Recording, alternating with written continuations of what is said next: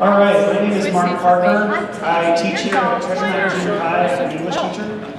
I also commute up to Park City High School to teach one section of creative writing for 10th through 12th graders. And I am the secretary of the Park City Education Association. So it's with great pleasure that I welcome you all here. Thank you so much for your interest and for attending this very important time. It's an exciting time for our district. And thank you to our candidates for appearing. I'm just going to simply introduce these guys and gals, and then turn the mic over to Lynn for her to start the questions. I'm also going to continue to circulate with those white note cards, and I have a few pens. So if a question occurs to you, please write it down and then flag me down, and I will come over and collect it from you, so that during the Q&A session we have some questions for these candidates. So first, District 1? We have two candidates for District 1, Greg Greer and Phil Kaplan. And Phil is the current sitting board member, and you're running for re-election, so you're the incumbent. Okay? And then next we have, is it District 2 or 3? 2. District 2 is Andrew Kaplan, Peter Yogman, and Catherine, I'm going to butcher your last name, I'm sorry, Callow-Huser, did I get it right? Okay. And these three are running for, what's the seat that's being vacated? Nancy Garrison's seat that's being vacated. And finally, District 3, Art Brothers, Mo Hickey, Kevin Kennedy, and Petra Butler, who are running for Tanya Mauer's seat. So please give them all a warm welcome. Good evening, everyone. I'm Lynn Ware-Peak from KPCW. And the thing that is most intimidating to me is the sheer number of people tonight. So we have 9 people and not a lot of time. We thank you for coming and giving up your evening to come and get really informed on these really important issues. Someone asked about districts, and while Mark pointed out the districts, they're so confusing, right? Because some are like Trailside and Park Meadows, but I'm going to go through so you know which district you're in. So Greg lives at Prospector, Phil is Deer Valley, Andrew's Park Meadows, Peter's Park Meadows, Catherine is in the Trailside area, so they're the District 2, those 3. And then the last 4 are a combination of Park Meadows and the Canyons, Bear Hollow area. Park West Village. Silver Springs too. And Silver Springs. Okay, so does everyone know where they live, which is their district? That is confusing. So here are the rules of the road, candidates. First of all, this is a get to know you. We have a lot of time. The 2 on the end here will not be going to a primary. Lucky them. All the others will. Okay? So I was going to exclude you from some questions, but at the end of the day, that's just not fair. So what we're going to do, candidates, I'm going to throw some questions at you. I'll tell you how much time you have to answer. Molly in the yellow sweater there will be timing you. When you have about 5 seconds left, she'll put up a yellow. When you have a red, that means cut it off.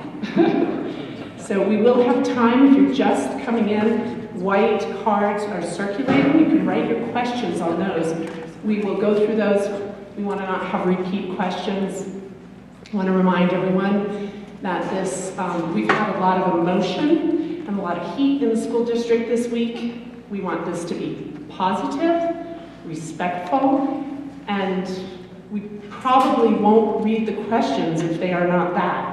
If you have some really heated questions you want to ask the candidates, pull them aside afterwards. That's what I recommend. Sorry, my back's to you folks. Excuse me just a minute, I have to start a recording.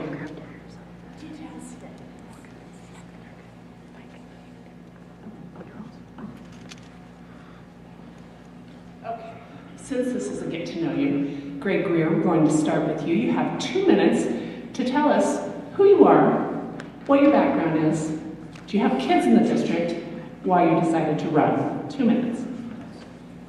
Happy to be here. My name is Greg Greer. There's a microphone right there. Park City for just about 2 years now. Moved here from Eden, Utah. If anyone you know where that is, I used to run Powder Mountain Ski Resort prior to moving here. Married for 29 years. My wife Amy's right over here. We have 5 children. The youngest is a freshman at U, and we have 1 granddaughter. And we are new empty nesters. So it's been 27 years of raising children, and all of a sudden it's like, well, what do you want to do this weekend? And we haven't asked that question for 27 years.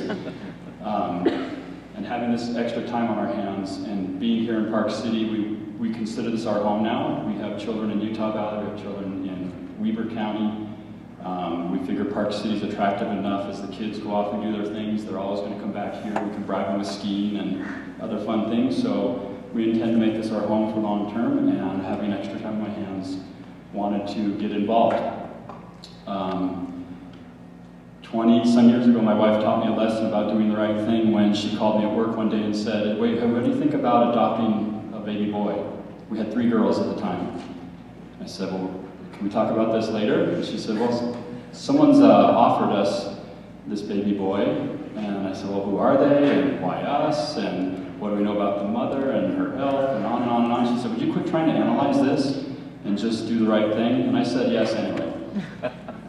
So there's something about doing the right thing. I don't know if this is exactly the right thing, but it feels right to me to get involved this way and contribute and make this our home. And so that's why I'm here tonight, and hopefully going to be able to do that. Thank you. Okay, thanks, Greg. Also, don't hand the microphone off yet. What I forgot to say is at the end of your 2-minute introduction, I'm going to ask each of you an individual question based on what I already I'm learning about you and what I already know about you. So, Greg Greer, as an empty nester, and as being relatively new to the Park City area, how have you brought yourself up to speed, and how will you do so until the election? So that's a very good question, and it's something I'm working on daily, going back and reading minutes from previous board meetings, attending board meetings, well, so far a board meeting, and then just speaking with my neighbors.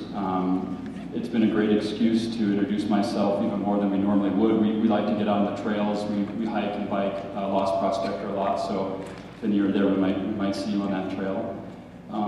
But just trying to, I think that the board should reflect the community. I think it's the obligation of the board to form a vision that represents this community. And so, to the extent that I'm relatively new to the community, I do have more homework to do, and I think it's through personal study, research, and then it's conversations and friendships and listening well, hopefully. Okay, thank you. Phil Kaplan. Phil is the incumbent.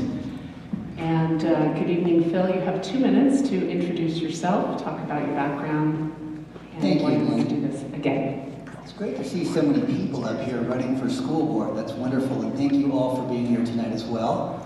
As Lynn mentioned at the beginning, or Mark mentioned, I am the only present incumbent that is running for re-election from District 1. And I originally joined the board just over 10 months ago as an interim replacement or appointee for the balance of the term that Mo Hickey down here had vacated in 2015, July 1. And the way that I had initially gotten involved in Park City School District was the 2 people sitting in the front row over here, whose names are Sarah and Josh. Sarah is an 8th grader in this building, and Josh will be at McPullen next year. And I'd also become a volunteer through my philanthropic interest in Park City Ed Foundation, and I'd taken up every teacher opportunity to go in and read with children at Ecker Hill Middle School and other places in the district, go on a lot of field trips, and very, very grassroots. And so, having been involved in getting to know a lot of folks that are deeply embedded with their the volunteering in Park City schools, when that board opportunity came in, I tossed my hat up, and I believe the reason they chose me was primarily because of my business and financial background. I've twice been a chief executive officer, twice a chief operating officer. My career is in software and high tech. I've been a founder of a couple of companies. One of them I was able to grow with a team of people to list on the NASDAQ, and went on to run some larger public companies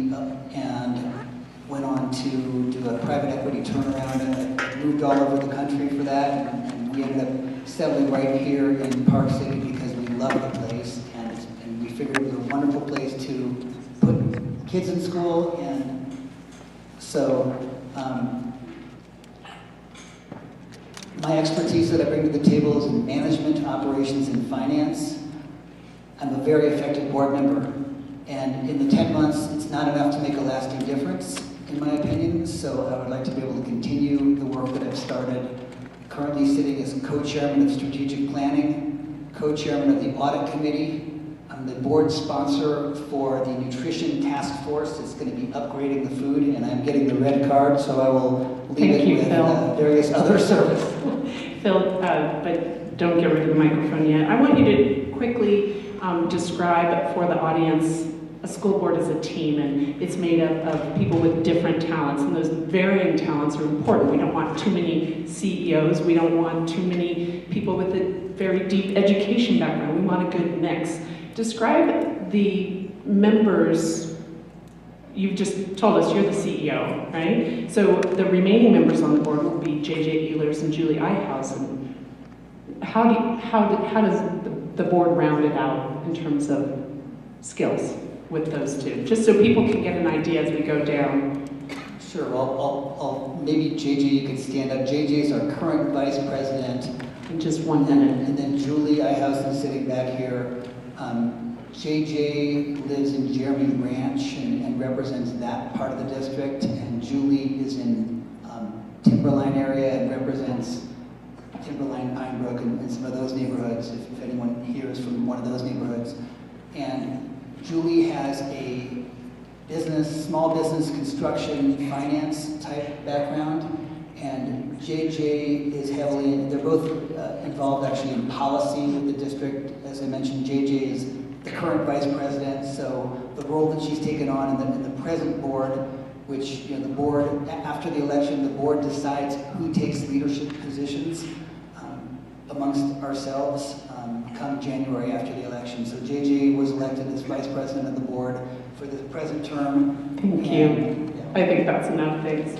Okay, Andrew Kaplan is a Park Meadows resident. Actually, Old Ranch Road. Old Ranch Road, okay. So my name is Andrew Kaplan. I'm managing partner of a financial services company that has offices here in Park City and in San Francisco, California. I've lived in Park City for almost 4 years, having spent the last 12 years before that in London and Hong Kong, working for various investment banks. My career has given me extensive experience as a manager, expertise on budgeting, and also on resource allocation. My wife Courtney and I have been involved with the Park City Education Foundation for many years, even preceding us moving here full time. And when we moved here, I joined the board of the Education Foundation, and I'm a member of the Finance Committee, helping determine the asset allocation of the Education Foundation's endowment and excess cash. In addition, in terms of community involvement, I served on the Blue Ribbon Council in Park City, which recommended compensation changes for the City Council and the Mayor's Office that were implemented last year. With my oldest child, Parker, entering kindergarten in the fall, I've decided to increase my involvement in the district, and I've decided to seek a position on the school board for District 2.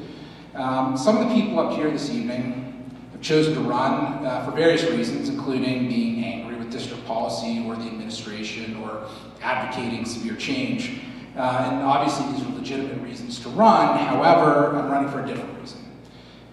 Just like our teachers who choose to teach to enrich the lives of our students, I'm running so that my children, selfishly I'll admit, but also all the children in the district get to go to top-notch schools and give them a safe and encouraging environment for which they can learn. As a parent, I want what all parents want, which are the best teachers and facilities possible. And it's especially relevant in this upcoming school board term, where we're going to see a renegotiation of teacher contracts, which is very significant, resolution to school bond issues, decisions on new buildings and school overcrowding, and all of these things are going to have lasting impacts on our children. So thank you very much. Thank you, and you actually answered my question, which was about having young kids, and so you can just pass it on to Peter. Sure. Peter Yeogman. Thanks, Andrew. And let's try to keep to that 2 minutes. There are so many questions, and with 9 candidates, we just don't have a lot of time. So Peter, good evening, and you are a Park Meadows resident, I believe. I'm right on that? Yes, I'm in Park Meadows. I've lived in the district for 21 years. My kids went through the entire school system, from elementary through the high school. I know a lot of teachers that are still teaching. Some of them I have great admiration for. I call them the superstar teachers. I also know people in the county government, because I've lived here that long. I know people in the city government. So, you know, my tenure here has given me a lot of very good connections. I've always been very active in the schools, not at a board level, but actually on a hands-on level. So, for instance, in the elementary schools, I would go in and actually was invited by the teachers to do enrichment math classes, to do remedial math. Later on, I worked with Charlie Matthews, the physics professor, and we developed hands-on science classes for the elementary school, and I know he's continuing that with a full program. I like to think I stimulated some of that interest in him. He's doing an amazing job. I was a basketball league coach. I volunteered several years in the Ninos on Skis program, which is run through the Catholic Church, and that's really kind of like a mini Big Brother to Hispanic children, based around skiing and ski lessons, but also going into their homes and inviting them to your homes. So that was a very important experience for me, and I think it adds to my qualifications. Why I'm running? Well, first I want to preface this, because, you know, we are going to say some critical things about, you know, decisions that were made or what the board has done. And I just want to, first, before we go in that direction, I want to commend the board members for serving, because it is a thankless and tough job. And the second thing I want to do is say I really admire their intelligence and their hard work. And I have 5 seconds left. So I will just say that I got interested because of the bond issue. And since then, I've found more things that I think I could help with. Peter, let me ask you this with 1 minute, quickly. You were a very big part of the anti-bond movement. Are you going to adhere to that throughout your campaign, or kind of shed that and move forward? I mean, anti-bond is kind of a very broad term. I thought there were particular flaws in the bond, but my main concern had to do with process. You know, the words that define my campaign are first of all, clarity, secondly, collaboration, and third, community. And what I mean by that is, when we do something, we have to be very clear exactly what we're doing and why. And there are a lot of undefined things. And we talk about collaboration. There was a lot of decisions that were made that were, and I'm going to quote a member of the staff, who said they were push-outs. They weren't collaborated with the community. So those decisions are always going to be suboptimal. And finally, I think we have to be sensitive to the community, because the school is not divorced from the community. It's part of the community. Kids come from families that are in neighborhoods that make up the community, and the school has an effect on that. Thank you. Kathy Callow-Huser. Good evening. Thank you. And yes, please call me Kathy. I am an educator now, but I started out as an engineer. I came to Utah to work as a chemical engineering technician when I was 19 for 6 months, and I am still here. I ended up working as a chemist and then as a software engineer and network manager for 14 years after I got a degree in computer science, and then moved into education. So I have terminal degrees in education. I've been an educator teaching math in middle and high schools. I've taught at the college level. I retired last June from Utah State University as the developmental math director. So I'm involved in math education mostly. Prior to that, for about 10 years, I'm a small business owner as well. I provide educational technical services to various groups, mostly research and evaluation and helping teachers be better teachers. For 10 of those years, I ran my small business working with the Bureau of Indian Education and was traveling to Bureau of Indian Education schools all over the country. So by the end of our work in 2010, I had been in 86 schools in 23 states, traveling 3 to 4 weeks a month. And that's when I decided it was time to put down roots again and stay home a little more. So I've been here, retired from USU last summer. We had bought a condo here 6 years ago, then upgraded to a house in Prospector with the goal of moving here full-time. Got here full-time last summer. And I'm working now at the Utah State Office of Education as a math specialist. I don't have any kids in the district. Mine all grew up in Logan and have scattered to the winds. I've got 2 biological children who are very high achieving. One is going to be on the Council of Economic Advisors to the President for the next year, which I'm very proud of. 2 adopted special needs children that I got from the state of Utah when they were not infants, and they are now successful, self-reliant adults. And 3 bonus children with my husband, Val, who's, wave your hand, Val, sitting over here. I finally got him here when I got him a house with a shop. So I want to run for the board because I've always wanted to run for a board, and this is my opportunity. This is a good place to start, and I want to get invested in this community. So, thank you. Quickly, 1 minute. Kathy, you sound very busy and very accomplished. How are you really going to commit time to our town? We all here care about our town. Do you have that time? Absolutely. So I've been asked that question a lot. I've cleared with my job at the state office the time to commit to this, and so that's definitely in my plans. The other thing I've been doing is teaching at Salt Lake Community College, and that's now over, and we'll probably be tutoring math up here if you have kids that need tutoring, so I can get more invested in this community. I'm hoping that the school board gives me the opportunity to do that as well. Thank you. Art Brothers, good evening. How are you? And Art lives in the Park West Village area, I believe. I do. And so you're the first one of District 3. District 3. 2 minutes. Can you hear me? You can hear me well, but should I stand up? Can you see me? Are you okay with that? I'm happy to stand up. I think I will. My name's Art Brothers. Lived here 26 years. Moved here in 1990. It's been a good stretch. I've been here long enough that some people mistake me for the dirt that got hauled in when they created the place, but it's not true. It's still moving. I love Park City. Love being close to the skiing and just enjoying the beautiful weather that we have up here. My beautiful wife, Carolee, is here in the, raise your hand, Kara. She's supportive of me running. We have 6 children, 4 of which have moved through all of Park City schools. I have one that's a senior in high school. She'll be moving on in just a few months. And I have one who's in 9th grade, who was just elected to be the student rep for the 10th graders next year. So he's kind of excited about that prospect. I've been involved with the schools as a result of my children being involved with the schools. And I believe that there are things that we can do in our community to make the schools better. There is no reason that Park City schools can't be some of the best schools in the nation. We've lost a little ground in that direction, but I believe we can make that up. Recently, there have been some rifts in the community as a result of the bond issue, as a result of some of the other things that have happened. One of the things that I can bring to the table is the ability to listen, to find common ground, and to help find a solution that will work. From an educational perspective, my undergrad was in English and German. I have an MBA that I picked up in England and back east, and I love education. If there is one thing that we can do as a group, I would like for our children to learn, to love, to learn.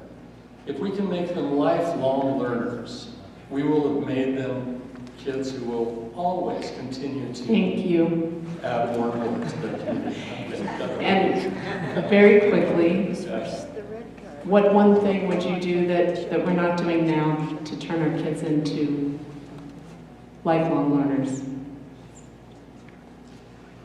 I would like to see us move to a more individualized curriculum, one where students can decide the direction that they would like to go and work with their core competencies so that if we work toward things that they're interested in, it will tend to drag the other things with them that they need to learn. I would like to see our children and our teachers work together to have them become creative and more powerful in the things that they're doing. Thank you. Mo Hickey, 2 minutes. Hi, my name is Mo Hickey. I've been a part-time resident of Park City for 28 years, full-time resident for 11 years. Moved here, we started a group called the Men of McPolin at McPolin Elementary School. It was a group of fathers to get involved with education for their children. After that, I ran for District 1. In 2008, I was elected in 2008 for District 1, in 2012 for District 1. Moved from Lower Deer Valley to Park Meadows around this time last year, so I had to vacate my seat. And in that time, I've also been on the Park City Ed Foundation board for the past 8 years, and currently I'm with the Park City Institute as a managing director. I got involved in education for a number of reasons. I have 2 children in the school system, one's in 9th grade, one's in 11th grade. And I found when I moved here how valuable the education system was in terms of the community. People move here for the quality of life, but most of the people that come here with families, the first question they ask about is the quality of the school district. I think it's an excellent school district. I think it can always be room for improvement. We have attracted some tremendous teachers here, and our families are passionate about education. I will also say that a lot of people say, as Peter said, that it's a difficult and thankless job. I found that to be the opposite. I think people in this community truly appreciate it when you put the effort in. They might not always voice it the same way, but I think people do value when people are committed to education, and they're very supportive of education. I think this is one of the strengths of this town. Thank you. And you were the leader of the pro-bond movement outside of the school board, of course. You were no longer on the school board, but you did go through on the master planning committee. As you go forward in this campaign, will you shed that? Same question I asked Peter. Or will you continue to support that position? I think we shed certain parts of it, I think, because it was voted down, so you revisit it and look at what our needs are. I think we have to separate the athletic needs from the academic needs and look at what our students need to succeed in this district. We still have a block of 400 new students that came in the past 3 years that are coming up through the system. We have overcrowding in our elementary schools, we have overcrowding in this building, and we have overcrowding at Edgar Hill right now. We're at capacity, so I'm open to fresh ideas, but at the same time, I don't think we can turn a blind eye to the fact that we have needs for certain infrastructure in this district that need to be addressed. Thank you. And I think that's Kevin Kennedy way down there. I can barely see that far down. Yeah, hey, I'm Kevin Kennedy, live in Park West Village also, right around the corner from Art Brothers. I've been here full-time, funny term, since, 9 years? I originally came here, I opened up Park City Mac out in the Junction, also became Park City Yarn Company. Always been an entrepreneur, enjoy working in my community. Unfortunately, the economy, like my store, I guess more than I did, and the economy took it away. I wound up working down in the valley, but it wasn't my community. I live here, and now I work here. I'm a financial planner right pretty much across the street. I get to work with people in my community. I get to help them out. I get to help their families. I got married for the first time, became a dad for the first time in my 40s. I've lived my own life, and I'm very dedicated to family. Everyone's family, especially mine, and I'm enjoying being a dad, being a part of the community immensely. And it is my turn to help out even more, to give back to my community that has given me so much. Everything from clients in my present business, clients in my old business. My little girl is in 3rd grade. She did pre-K, K, 1, 2, 3. And the teachers were awesome. These teachers here are phenomenal. They really care. They sit down with the parents. I mean, most of y'all are parents or have been parents in different communities, whether this one or the other one or another one. The parents here will look you in the eye, and they know your kids. They care about your kids. Okay, we're running out of time. Quick, we're out of time. We're out of time. So basically, I want to give back. I'm here to help families and be that go-between, be that communication. And Kevin, my question for you quickly is, as a sort of newcomer to this process, how are you getting your information? How are you getting up to speed on what's going on in the district? Not on Facebook. Talking to parents, talking to friends, talking to teachers. I chat with our principal over at Parley's often, both as my daughter's principal and I like to think as a friend, an outstanding principal, David Gomez. And that's, people tell me what's going on. And that's, and of course, reading notes and minutes and such, which we all love doing. Thank you. Thank you. Petra Butler, good evening. Hello. 2 minutes. I feel like the youngest of 8 or 9 children. Hello, my name is Petra Butler. I've lived in the Park City area for about the last 5 years. I would have lived here just a little bit longer, but I had the opportunity with my job to move overseas, and it was a spectacular experience for my son. I have one, and he's a 5th grader. I spent the last 25 plus years in law enforcement. The first 5 years of my career were a special agent with the United States Secret Service. The last 21 years, I was a special agent with the Federal Bureau of Investigation. In law enforcement, you have the ability to talk to lots of people. As an investigator, you have the ability to talk to lots of people. I have the ability to do that. But when you also talk to people, you have to have the ability to listen. And I think that is a crucial skill for somebody coming onto this board to have. You've got to be able to have those communication skills. You've got to be able to have those partnerships, and you've got to be able to cooperate. In my years with the FBI, I had 4 tours overseas. With regard to that, I was the representative at the U.S. Embassy for law enforcement in the United States, and as such with those countries, I helped to develop policies and laws, particularly in the area of cyber.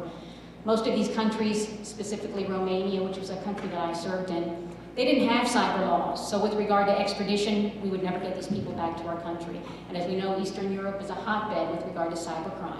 So I have policy background.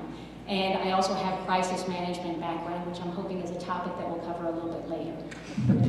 And quickly, what have you done to get yourself up to speed being a newcomer?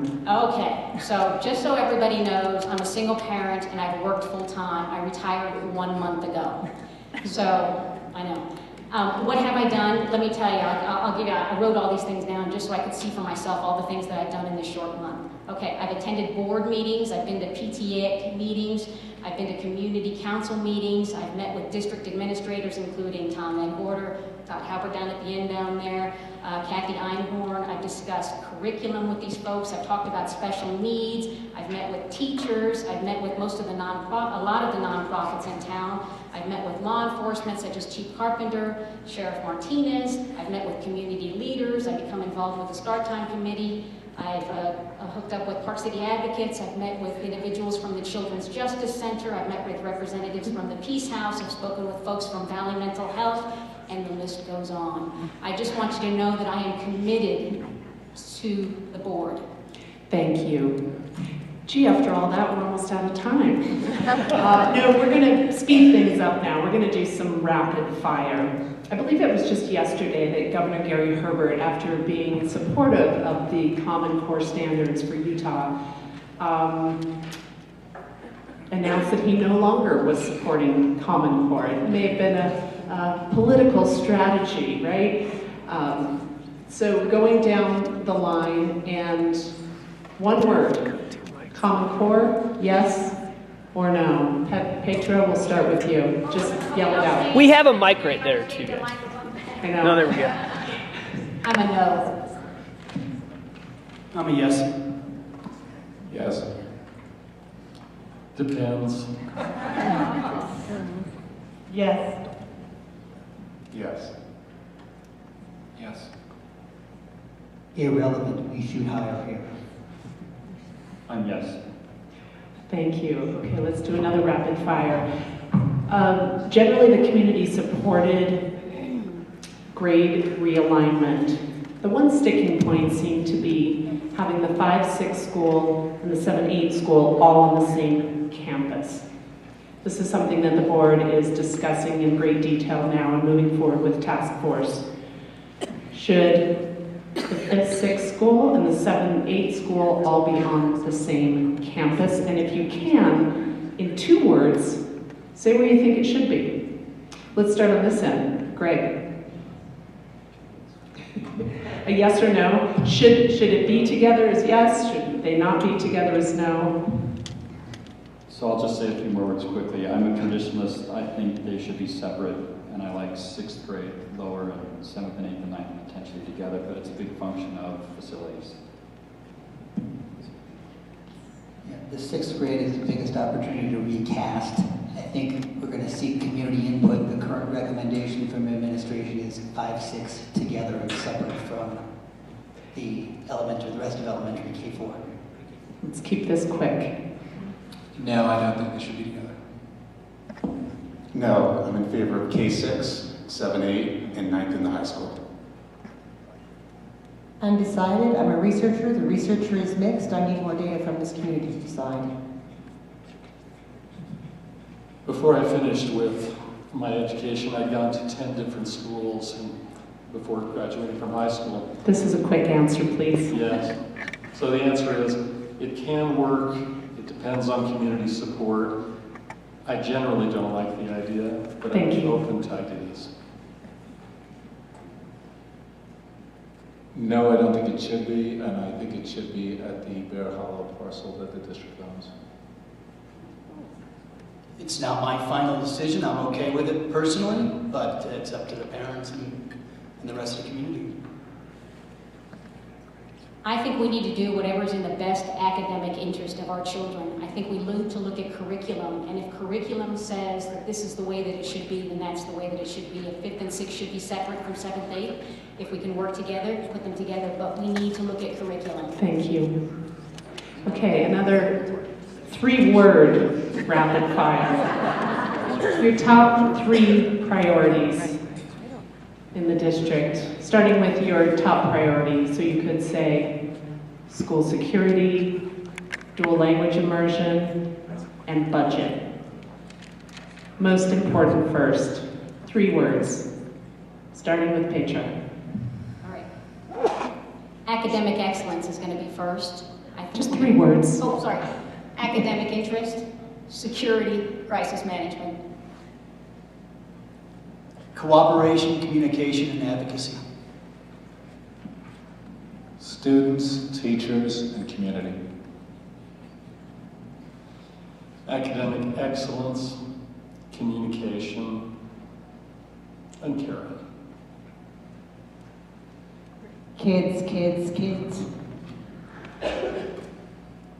Excellent teachers, collaboration, and community. Students, teachers, and great facilities. Student learning first, academic excellence, and good management.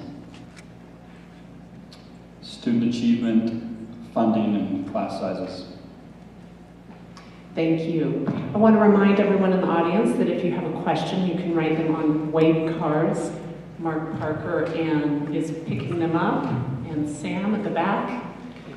And also to remind you that I don't think, some new people have come in, so the 2 on this end will not go to a primary. The next 4, 3 are in District 2, and the far 4 are in District 3. Okay, this is going to be a 30-second answer. We all make mistakes. Many think that mistakes were made in the district this week. The school district was sort of damned if they did and damned if they didn't. As a school board member, you would not have learned about the potential threat until, a couple hours before the rest of us heard on Monday night. How do you respond when you learn about how this went down, and what would you do differently? How do you handle mistakes? You can answer it in any of those 3 ways. I'm going to start in the middle. Kathy, if you can pass down the microphone to Kathy. Well, first, mistakes are learning experiences, so hopefully Park City will learn from this experience and plan better for next time. I have limited information, I have the same information all of you have, and I think that there should have been probably more people who are decision makers who would have been privy to what went on before it came out. I don't know who those people should be, but I think that there was not enough information out to people who should have been making decisions. That said, if the situation had been handled well last fall, it may not have escalated to this point this week. Thank you. Andrew Kaplan. Yeah, I pretty much agree. I think it's relatively inexcusable that if, in fact, the school board didn't know until 2 hours beforehand, before everyone else did, that's a problem. And more importantly, that the community didn't know ahead of time. Communication has been an issue in our school district for some time. There's been a lot of issues that have continuously come up. And I think that while everyone on an individual basis, school board, administrators, etc., have good intentions, there have been, a systemic issue there. Thank you. Change that. Peter Yogman. And is it Yogman or Yogman? Yogman. Okay, good. 30 seconds. It's difficult to react because I can only react as a parent. And as a parent, you always want more information rather than less. I mean, there's nothing more terrifying than something that has to do with the safety of your child. But I was not privy to the legal discussions. I was not privy to discussions with law enforcement. So it's very difficult to give an educated answer at this time on that topic. All I know is that if you have a mistake, you need to admit it, and then you need to put in procedures that correct it for the next time. Thank you. Let's come on down here to District 1. And let's start with Greg. 30 seconds. So, again, I agree with what's been said on the legal matters, and it's difficult to give a definitive answer, but I think in my management career, getting difficult news, we used to say bad news out quickly, and as fully as you can is always served me well. So clearly that didn't happen as well as it could, and then I think also acknowledging mistakes when they're made and owning them would be another important lesson from that. Thank you. And Phil Kaplan. So I'll repeat some things that our Park City Chief of Police, Wade Carpenter, and I said on the radio yesterday on this matter, which are essentially that there was a security plan. The security plan worked. It kept kids safe. So what the panic ensued when a buzz went out on a previously threatened but since neutralized event, and so we had to put a statement out, to try to make sure there was an accurate set of information out for parents. And unfortunately, the panic outran the statement. We could have probably brought a statement out earlier. We could have probably written a better statement. Thank you. And let's move on down to District 3. And let's go get that microphone down there. Chop, chop. How about Mo? We'll start with you. I think each situation is different. I think one thing that we probably need to do, and it's unfortunate that this kind of situation has reached Park City, is put a system in place for when there's a security breakdown like this, whether it's a student or an adult, that there's a protocol that gets followed.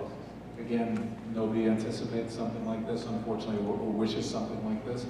But I think now that we've seen it, we learn from it, and we put a system in place that we move forward. Thank you. And Art Brothers. Thanks. It was a black eye for the district. It's unfortunate that it was handled the way that it was. They have many months to put this together. They should have simply said, maybe 7 to 14 days beforehand, this is a threat, it's been neutralized. Because we can't talk about it, we're calling a snow day. We've got 2 days built into the district to do that. Let's just have it over with, and that way we can work around the tests that are there. It would have been simple, we would have had the community behind it, and everybody would have said, okay, good. Thank you. Kevin Kennedy. Well, hindsight is always 20/20. We all know what we would have done differently, if anything. I'm going to throw something out here that some people aren't familiar with. It's from the Park City School District. The Board of Education Power and Duties says right in here, directly accountable to the people. And they were left without information. Thank you very much to our board members, but they didn't have the information to be accountable to our people. So maybe we can get them involved a little bit more on what's going on, and so that they can be accountable to our people. Thank you. Petra Butler. Folks, I'm going to look at this from a slightly different angle because I think the part that I find to be most concerning is even after the email went out, parents were so concerned that they didn't trust the district enough that their children were safe. That's why our schools were half empty the following day. So I think this is a much wider issue with regard to trust and communication. That's something that we need to focus on.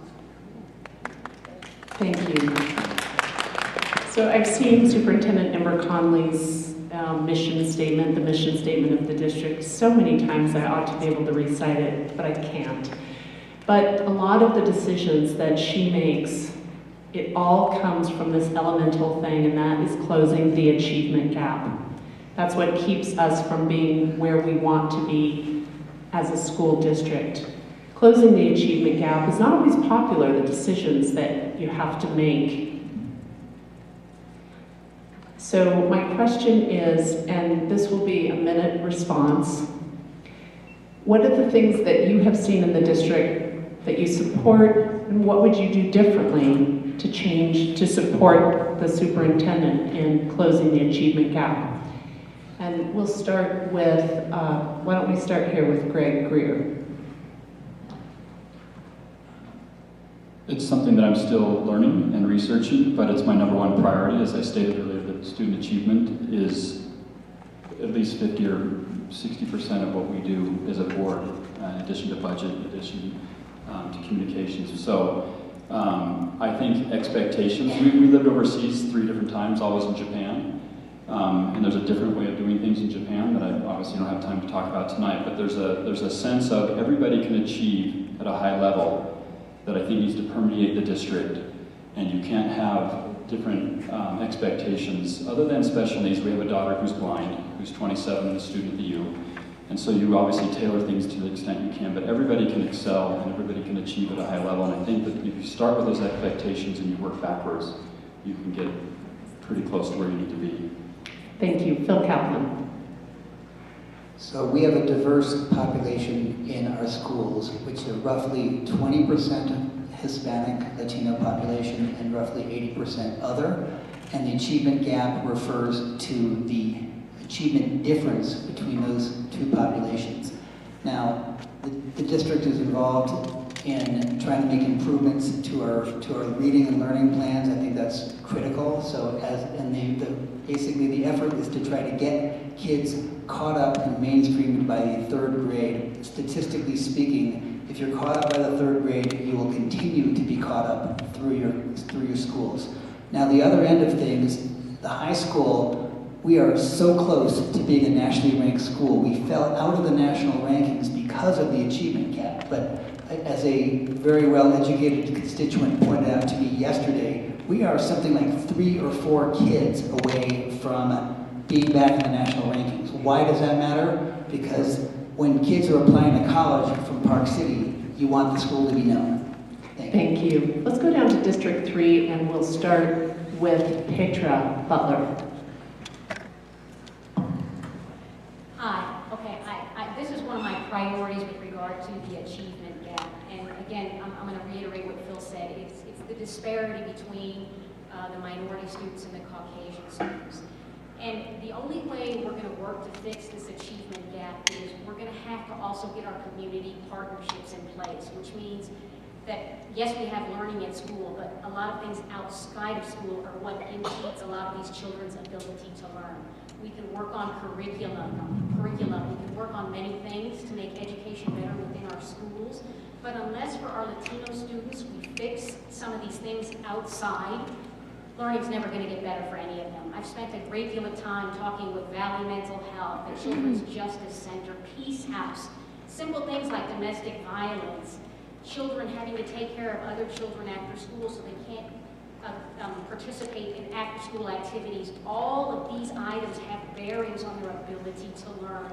And unless we as a community come together and figure out how to solve some of these issues, the achievement gap is still going to be a problem, and for a very long time. Thank you. Kevin Kennedy. Pretty much ditto Petra and Phil, and then continue on. As a community, yes, the more we can help everyone to get on the same high achieving level, we all benefit. We benefit because our children are moving on, doing better things, and hopefully they'll come back here and work in our community and make it even better. It's a wonderful place to live. A quick little thing, Dave, I'm going to go back to Dave Gomez, principal at Farley's Park. When my daughter was in dual immersion kindergarten, which they had for a short time, Mr. Gomez had a class for the parents, the English-speaking parents that were in that class, teaching us Spanish. He went out, took his own time to teach us Spanish, hopefully bringing in some Spanish-speaking parents, and we could all converse together and learn from one another. And that is an example of working in the community together, helping one another out. Thank you. Mo Hickey. It's also a socioeconomic issue. One of the things that nobody in this community likes to talk about is the fact that our school district is approximately 22% free and reduced lunch. That means that almost a quarter of our students are living below the poverty line. We started a preschool program a couple of years ago, and that was a great start. The fact of the matter is, as somebody, I think Phil pointed out, if we can get students up to reading level by third grade reading level by third grade, their chance of success goes up dramatically. If you come from a low socioeconomic standpoint, you're not getting the same support system in those early years. Voices for Utah Children did a study. Third grader from a stable family, two-parent environment will have 3 million words read to them by third grade. Somebody from a non-stable, lower socioeconomic situation will have 30,000 words read to them by third grade. That's the gap right there, and that gap has to be addressed early, and we have to continue that program. Thank you. Art Brothers.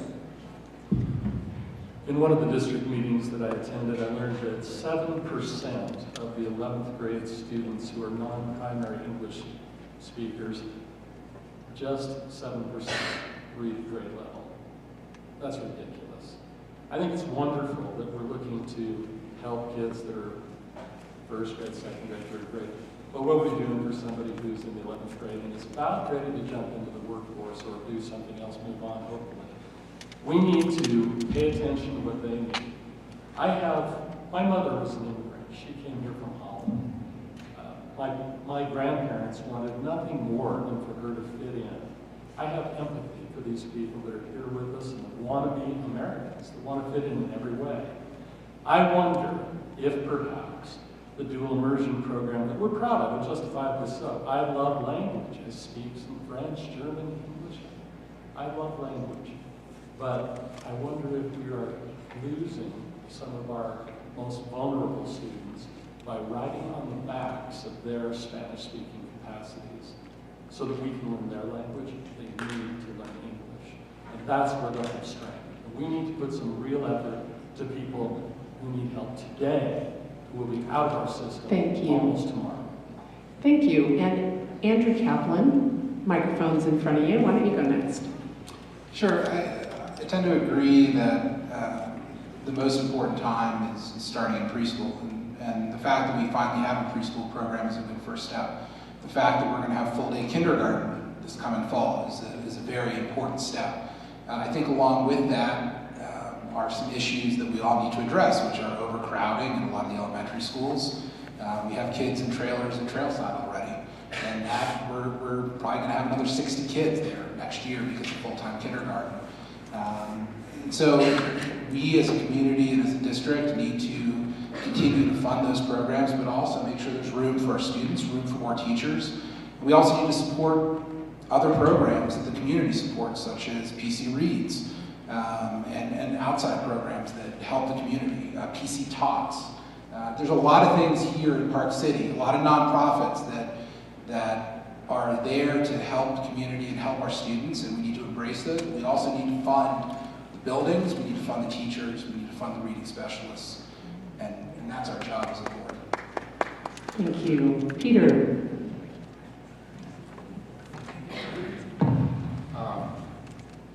My cousin happens to be a professor at Harvard and an MD and a nationally known expert in child development and early education.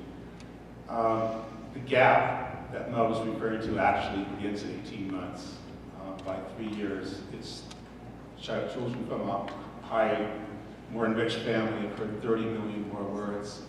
They've also heard something like 10 times more positive reinforcement versus negative reinforcement that you find in other families.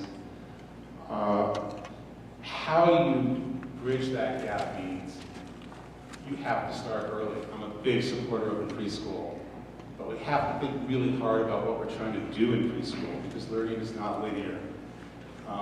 What you want to achieve in preschool is not necessarily stuffing small minds with facts.